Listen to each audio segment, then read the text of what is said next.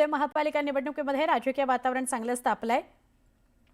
MIM ही भाजपची बी team असल्याचा आरोप धुळ्यातील राष्ट्रवादी काँग्रेसचे नेते माजी आमदार फारुख शाह यांनी केलाय।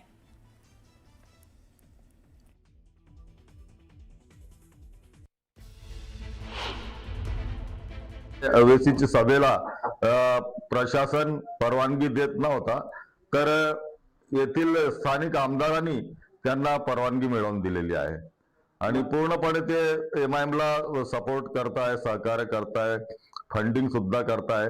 तरी पण काय आम्हाला काहीच फरक पडणार नाही, कारण सामान्य जनता माझ्या पाठीशी भक्कमपणे उभी आहे। ते पूर्वीचा जाऊ द्या, पण आता तरी सध्या आम्हाला पूर्णपणे खात्री आहे की जे MIM जे आहे ते भाजपाची बी टीम आहे। भाजपकडून MIM ला फंडिंग होत आहे असा आरोप केला जातोय। पुढे जाऊया उल्हासनगरला।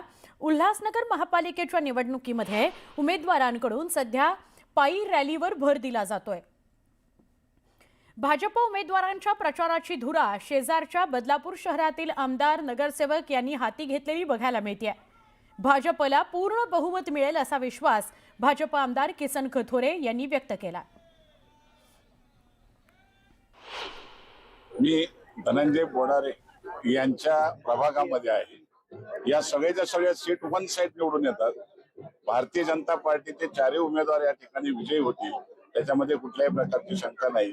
आणि हा ज्या ठिकाणी मी येतो त्या ठिकाणची सीट येतातच, हे तुम्हाला सगळ्या पत्रकारांना अनुभव पण आहे। त्यामुळे उल्हासनगर भारतीय जनता पार्टीची सत्ता येईल एवढा विश्वास तयार आहे। किती नगरसेवक येतील एका अंदाज? बहुमत स्पष्टपणे येईल। पुणे